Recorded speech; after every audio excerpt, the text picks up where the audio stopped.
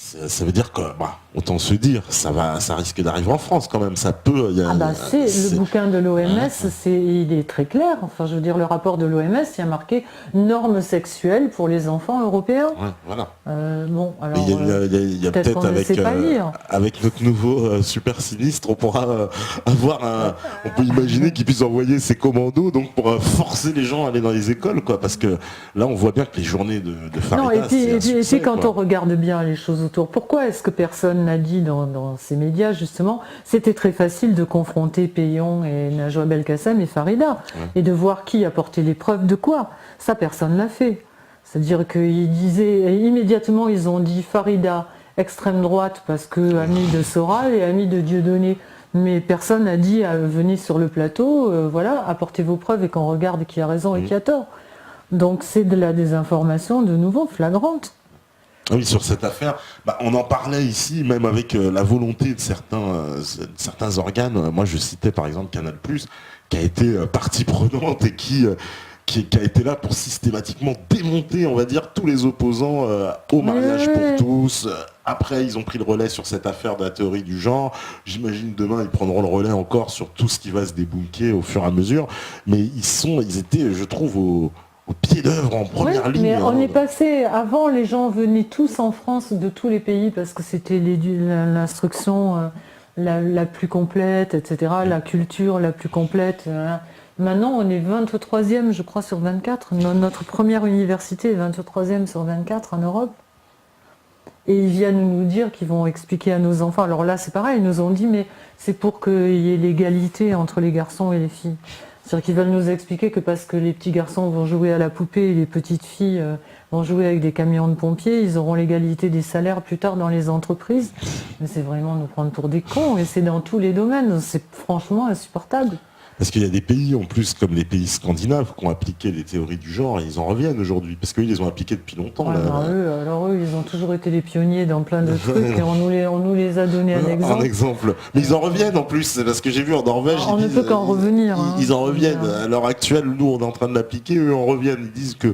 Et ce qui est formidable, d'ailleurs, parce qu'ils disent que avoir appliqué la théorie du genre et demander cette absolue égalité des sexes n'a fait que renforcer les filles justement à occuper certaines professions et les garçons des autres. C'est-à-dire que je crois, par exemple, à l'hôpital, on était à 98% de filles dans les fonctions hospitalières générales.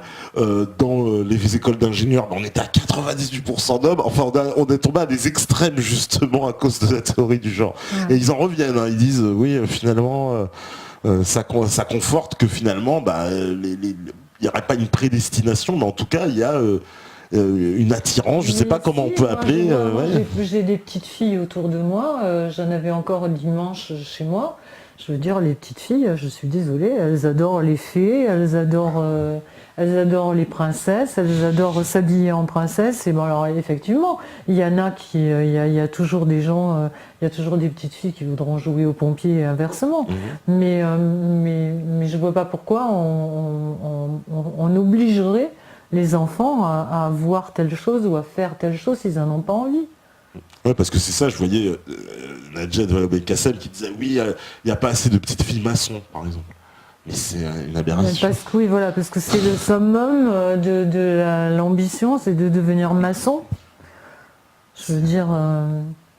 Non, mais ce qui est dramatique, c'est que ils ont une façon de nous, dès qu'ils veulent nous faire faire quelque chose, ils nous l'emballent toujours dans un truc très joli pour nous cacher en fait la réalité des choses. Et ça, je pense que par contre, ils n'auraient jamais dû s'attaquer aux enfants parce que en s'attaquant aux enfants, ils se sont attaqués aux mères et les mères sont, je veux dire, quand on touche à leur progéniture en général, ça fait très mal, quoi.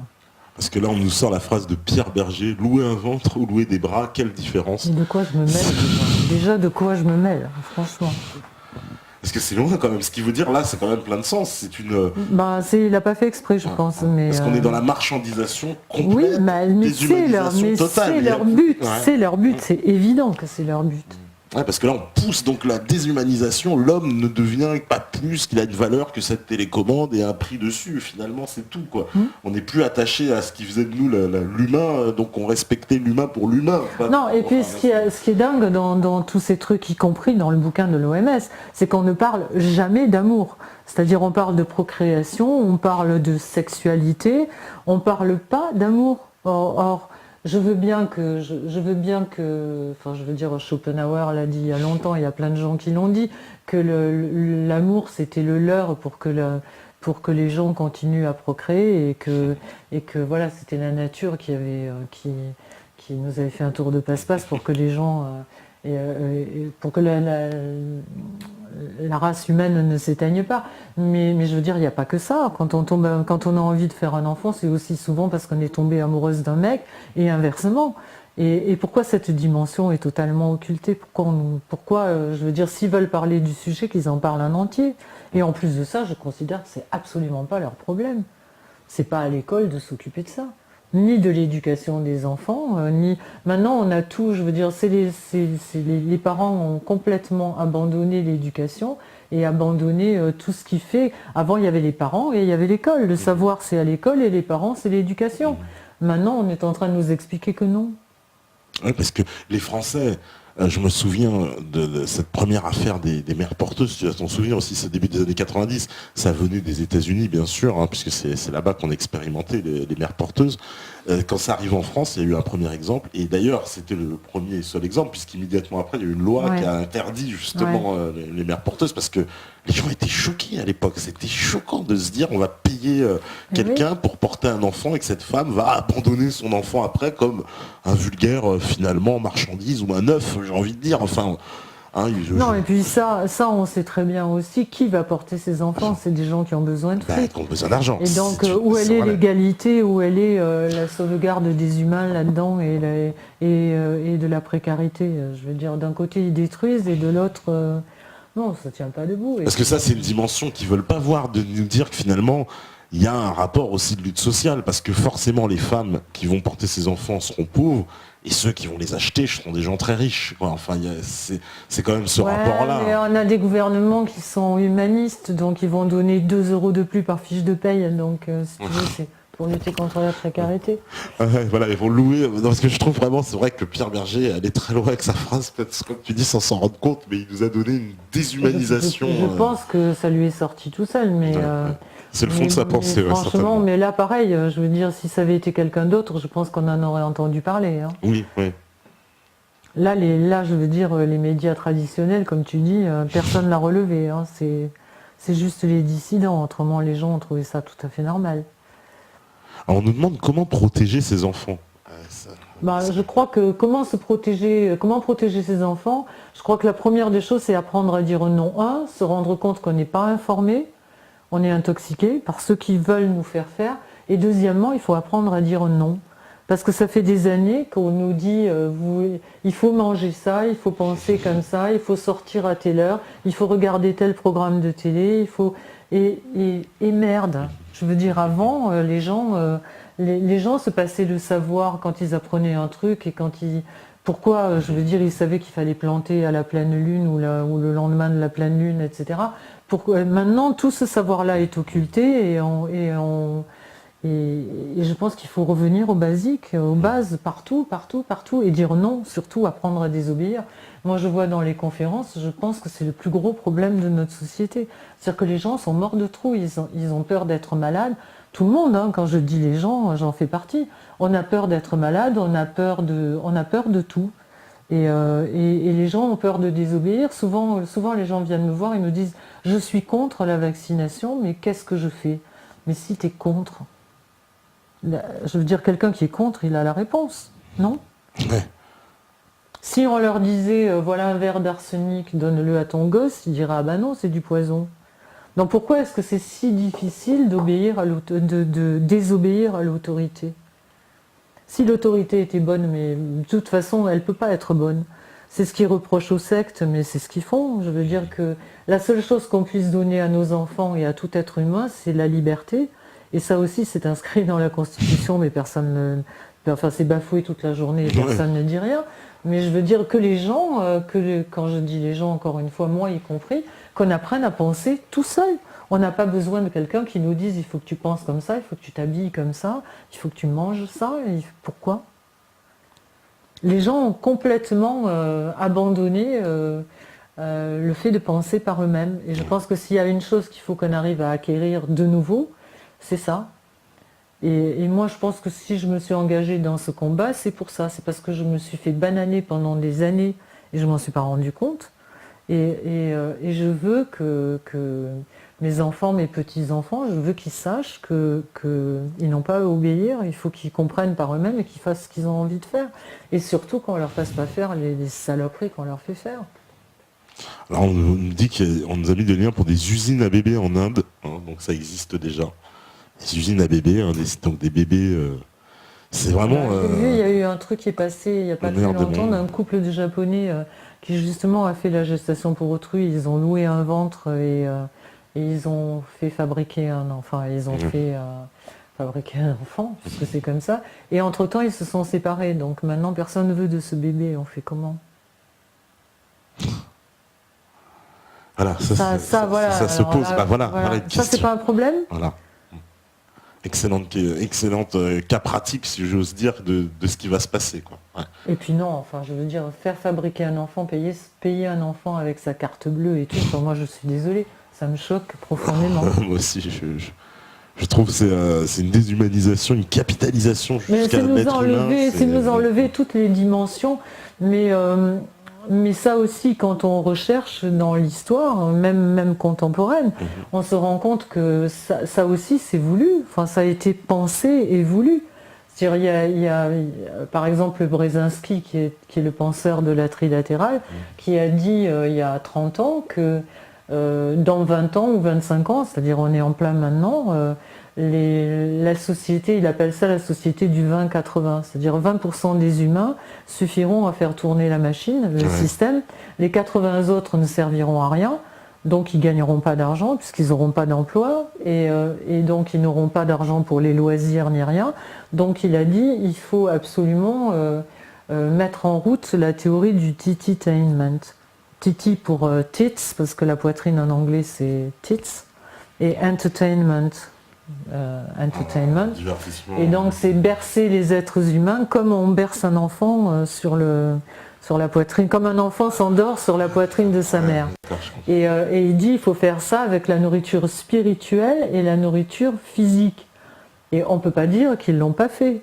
Parce que quand il a dit ça il y a 30 ans, quand on regarde la nourriture physique la nourriture qu'ils nous font bouffer physique, elle est dégueulasse, elle rend les gens stériles, elle les rend malades, etc. Et la nourriture intellectuelle, on voit ce que ça donne quand on regarde les émissions de télé-réalité, etc. C'est fait pour faire penser les gens. Et les gens sont totalement paniqués quand on leur dit de penser par eux-mêmes. Ouais, parce que ça, c'est super important ce que tu dis, parce que il y a quelqu'un tout à l'heure sur le chat qui disait ils ont un plan de, on va dire, dépopulation, quelque part. Et en empoisonnant les gens avec la santé, avec l'alimentation, il y a un objectif de dépopulation, de se débarrasser d'une partie de la population. Toi, tu souscris aussi à ces thèses, parce qu'on en voit beaucoup. Ce que tu me dis là, ça rentre un peu dans ce schéma-là. Moi, j'ai résisté à cette idée pendant 4-5 ans parce que je me disais de toute façon, il y a une chose qui est sûre, c'est que leur intérêt, c'est de nous rendre malades, parce que plus on est malade, plus on achète leurs produits, que ce soit l'industrie pharmaceutique ou que ce soit, je veux dire, quand on regarde ce qui se passe dans l'industrie pharmaceutique, ils ne cherchent plus des médicaments, tu parlais du docteur Gernès tout à l'heure, ils ne cherchent pas les solutions pour que l'être humain soit moins malade, ils cherchent des solutions pour nous vendre leurs médicaments. C'est-à-dire ils créent des maladies pour nous vendre des médicaments. Ils ne créent plus des médicaments pour soigner les maladies. Ça, c'est clair. Et pendant ce temps, on fait marcher le commerce. Plus les gens sont... Et en plus, avant, les gens mouraient d'une épidémie. Bon, ils mouraient, ok. Mais maintenant, ils restent malades. On reste malade 20 ans, 30 ans. Quand tu vois le diabète, le cholestérol, tous les trucs qu'ils ont inventés. On a parlé même du sida et tout. Les psychotropes, etc. Voilà, tu prends ça à vie. Pendant 30 ans, 40 ans, et puis tu prends un médicament contre les maladies, parce que tu as une maladie de cœur, ça te donne du diabète, tu prends une maladie contre le diabète qui te donne des palpitations cardiaques, etc. etc., etc. Pendant ce temps, le commerce marche. Qu'il y ait une volonté de dépopulation à côté, oui, je pense. Parce qu'on entend quand même des paroles qui sont un peu bizarres. Et pourtant, je te dis, j'ai résisté pendant au moins 4-5 ans. Mais on en parlait un petit peu tout à l'heure. Quand on voit, au début, on se dit c'est que pour le fric. Bon, après, quand on se rend compte que ces gens-là ont un fric tellement colossal que ça peut pas être pour le fric, ils en ont déjà tellement que bon. Et puis quand tu as 40 baraques dans le monde entier, je voudrais franchement savoir ce que ça te fait quand tu as 200 mètres carrés ou 600 mètres carrés avenue Foch et que tu y passes une fois par an quand tu es en transit pour aller à Pékin ou machin. Tu rentres dans un appart où tu n'as pas vécu pendant un an, où tout est à sa place, etc. Mais enfin, quelle joie tu peux avoir, tu vois. Bon, donc c'est pas ça. Le pouvoir, ils l'ont. Ils ont tout le pouvoir de la terre. Donc il y a forcément une autre dimension. Et puis il y a quand même des phrases inquiétantes. Je veux dire, tu as le vice-président de Goldman Sachs qui a dit « je fais le travail de Dieu ». De Dieu, bien sûr. Tu as, je sais plus, Bill Gates dans une vidéo qui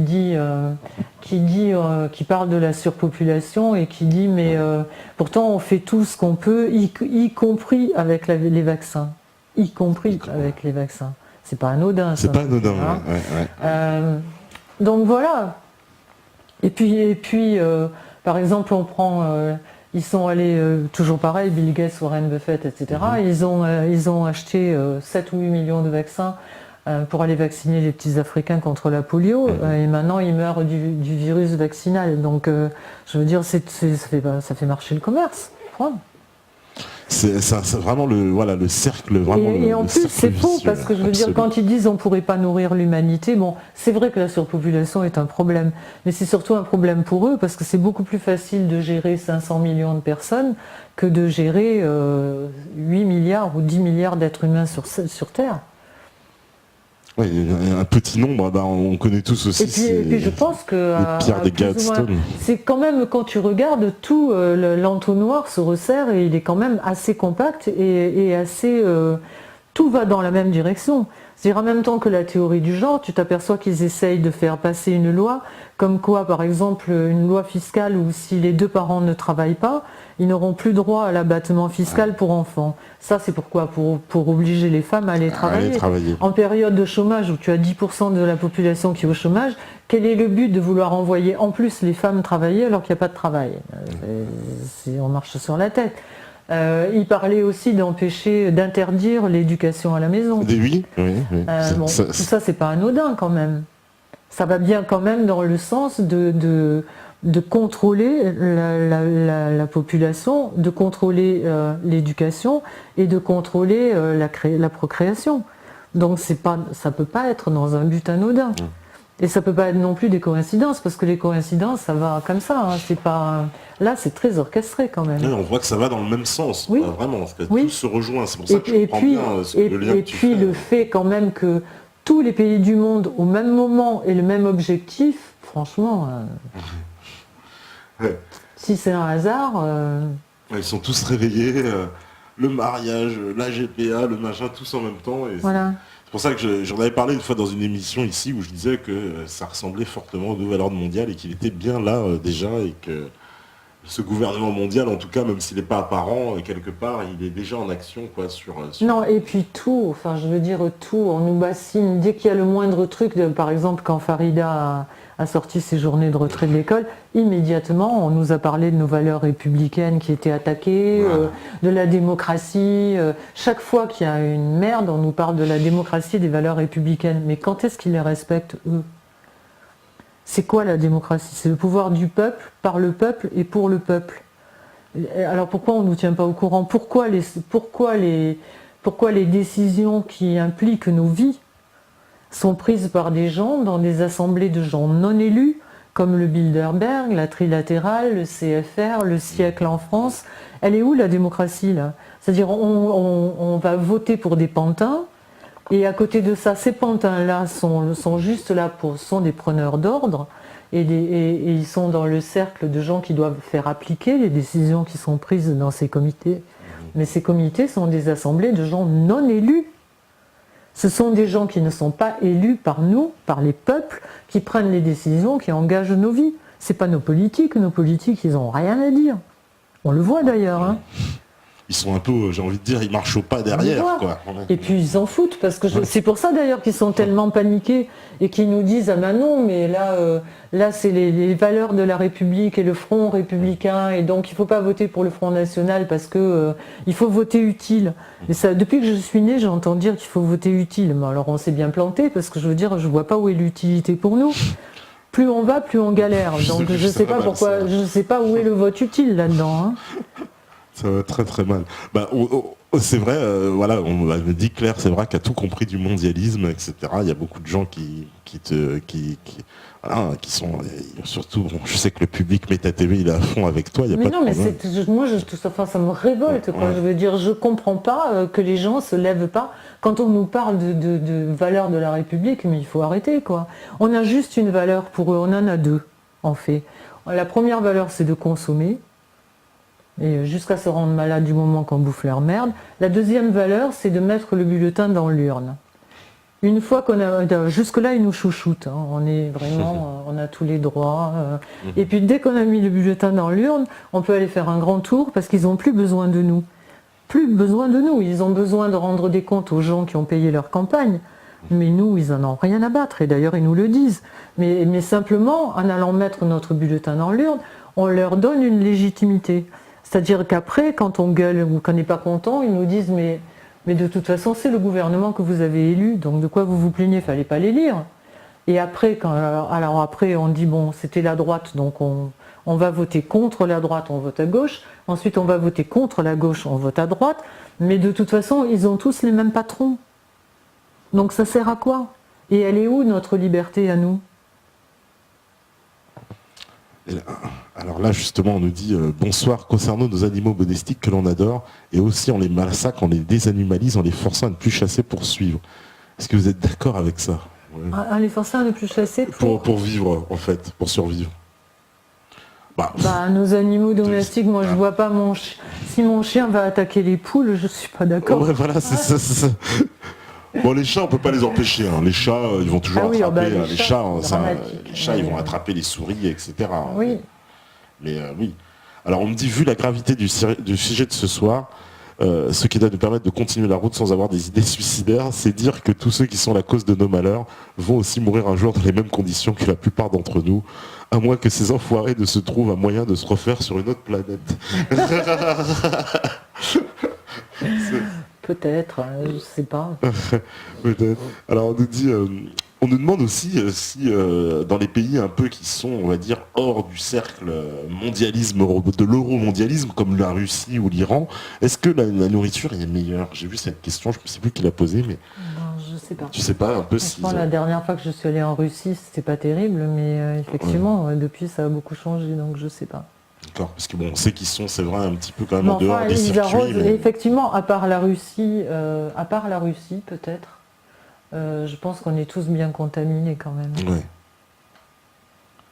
Parce que ça aussi, ça n'a pas été fait au hasard. Hein. Quand on regarde bien l'historique, je veux dire, c'est après la Deuxième Guerre mondiale où d'un côté Rockefeller et de l'autre côté I.G. Farben en Allemagne, qui s'étaient accoquinés et qui vendaient du pétrole aussi bien aux nazis qu'aux alliés.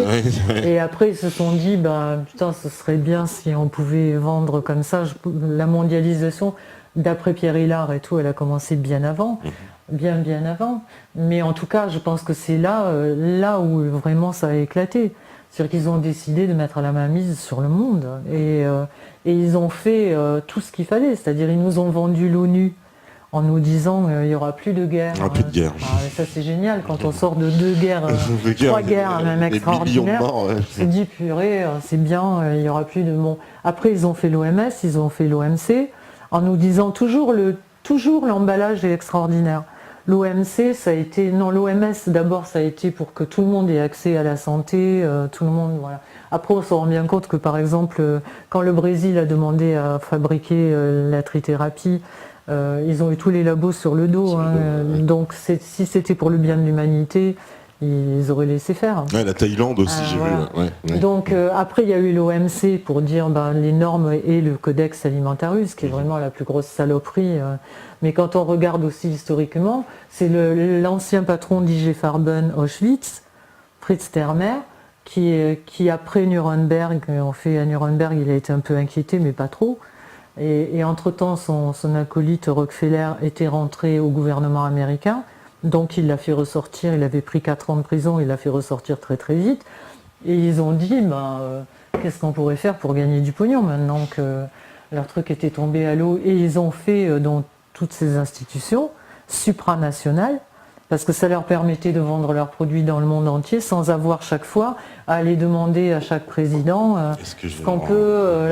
En ayant des institutions supranationales, ces institutions qui ont été fondées par les mêmes gens, y compris les instances de sécurité, ont été fondées par les mêmes gens, y compris les sociétés secrètes, c'est les mêmes gens qui sont derrière. Alors évidemment c'est un hasard, mais bon. Donc ça leur a permis de vendre leurs marchandises dans le monde entier sans avoir à demander de permission.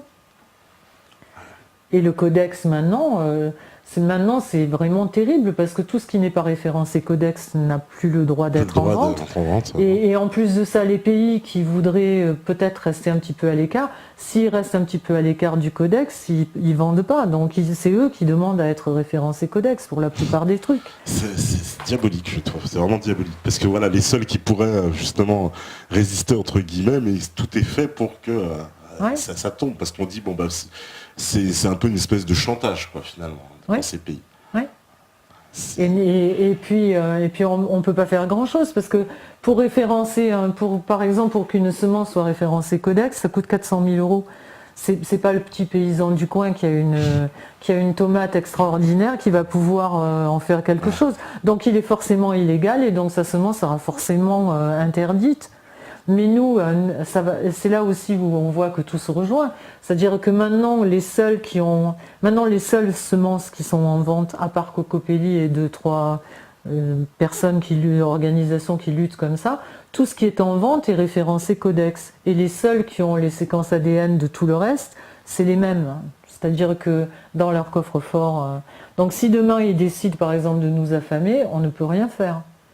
S'ils nous coupent les 200 semences qui sont dans leur catalogue et qu'on n'ait plus les séquences ADN des vieilles semences, on ne peut plus bouffer. Et en plus, la pollution OGM fait que dans quelques temps, si on ne se lutte pas maintenant, on sera obligé de bouffer des OGM. Sinon, on ne bouffera pas. Et comme l'être humain a quand même faim de temps en temps, entre une culture OGM et rien... Parce qu'à terme, c'est ça, il n'y aura plus que des OGM. Quoi. Ouais. C'est un peu ça. Quoi. Ouais. C'est terrible. On nous demande, allez-y pour les dernières questions. Madame Sévrac, avez-vous des solutions à mettre en œuvre pour contrer cette caste pharmaceutique et d'OGM ? T'as expliqué de façon de la seule solution que je vois, c'est de dire non et de le faire dans tous les actes de nos vies. Alors bien sûr, il y a des ratés. Moi, je veux dire, Dieu sait que je suis parfaitement consciente du problème. Je pense à peu près, au moins, peut-être un peu plus que la normale des gens. Mais moi aussi, j'ai des ratés. Moi aussi, des fois, je mange des trucs qui sont moyens. Mais je pense que ça commence déjà devant notre porte. Chacun doit balayer devant sa porte et chacun doit essayer de résister. Chacun doit essayer de manger. Arrêter d'aller bouffer des trucs de merde dans les grandes surfaces. Arrêter de bouffer de la viande industrielle, parce que ces gens-là sont... Je ne sais plus qui c'est qui me disait ça quand j'ai commencé mon enquête, c'est Jean-Pierre Berland, qui m'a dit, ces gens-là sont pas des... Ils vendent des médicaments parce que ça marche, ils vendent des OGM parce que ça marche, mais ils pourraient aussi bien vendre des voitures ou des couches-culottes, et ce qu'ils veulent, c'est gagner de l'argent. Et d'ailleurs, on l'a bien vu avec le bio. Il y a 5 ans, il n'y avait pratiquement pas de bio. Il y avait des petits magasins qui avaient 3 tomates pourries ou 2 patates comme ça et tout. Depuis qu'ils ont vu que le créneau bio était un créneau porteur et qui pouvait rapporter de l'argent, on ne peut plus rentrer dans une grande surface sans voir un rayon bio qui fait 200 mètres carrés. Donc, Colline Serrault l'a dit aussi, il y a plein de gens qui le disent et on est tous d'accord là-dessus. On a un pouvoir qui est extraordinaire, on a le pouvoir du porte-monnaie. Et ces gens-là, la première chose qui les intéresse, c'est le pognon. Donc arrêtons de leur filer notre pognon. Puis en plus, comme dit très bien Claudine Serrault, ce sont des gens au pied d'argile. Si on arrête si on arrête de leur filer notre fric, s'effondre. Voilà. Donc ça commence par notre conscience à chacun et notre résistance à chacun. Et Pierre Rabhi le dit aussi, il dit maintenant avoir un potager, c'est entrer en résistance. Oui. Oui. Pierre Rabhi aussi, qu'on invitera prochainement. Le problème, ce qui est génial aussi, c'est qu'on se rend compte que quel que soit le domaine d'enquête, que ce soit Farida, que ce soit Marion Sigaud, que ce soit Pierre Hillard, quel que soit le domaine dans lequel on enquête, quand on se retrouve, on est tous d'accord sur la même chose. On retrouve les mêmes gens derrière, les mêmes magouilles derrière, la même façon de fonctionner, le même plan. Donc les gens, il faut que ça commence par les gens qui sont au courant et il faut qu'on se l'applique à nous-mêmes d'abord. Moi, je prêche pas, je demande à personne de me croire, je dis simplement les gens qui sont conscients, il faut commencer par le faire soi-même. Eh ben, mettons-y nous tous, si j'ose dire. On arrive à la fin de cette soirée. Je pense que c'était une très belle conclusion de dire que de toute façon, si on veut ce changement, il faut commencer par nous-mêmes et commencer par. On a souvent parlé ici, arrêter effectivement d'aller acheter certains produits. En plus, c'est meilleur pour notre santé. Donc on fait un double acte pour notre corps et pour les virer. En tout cas, merci beaucoup Claire d'être venue. Merci à tous d'être là. Voilà, moi aussi je vous remercie LKG, Kero, Méthane Cagoule, Pétac, Expérience, Stivinou, Tête de Cacahuète, Baptistophe, Matt, Yen, mon cher Alasso, Libertal, Sassa, Tete, Sadquenel, le roi de la quenelle, Alice Bock. J'ai pas fait exprès, mais j'ai la main là que personne n'y voit. Ah non, mais t'inquiète pas, ils sont immunisés, tu vois. Auto-immunisés. Il n'y a pas de problème. Voilà, tous les méthanotes, Scorpion, Faille, etc. Je peux pas tous vous citer, vous êtes tellement nombreux maintenant. J'oublie pas évidemment Mamen Pirate, Verbal, Kint et Cyrine. On vous passe de son, vous savez, plein de bisous. Toujours Barat Tribord, Daniel Q, etc. Les Victor Doom Doom, voilà, parce qu'ils sont pleins et comme je te dis, on a un lien très particulier entre nous. En tout cas, merci beaucoup de nous avoir suivis. Voilà, gros bisous à vous tous. On se retrouve demain, même endroit, même heure. Demain, ce sera Pascal Sefranc, l'invité. Donc Pascal Sefranc, la figure de Génération pour les amateurs de rap, vous connaissez, voilà, Génération.fm, ce sera Pascal Sefranc, donc on va parler rap français. Merci encore Claire, merci beaucoup. Ciao à tous, parce que vous savez bien, si vous écoutez ce message, c'est que vous êtes la résistance. À vous la régie. Ciao.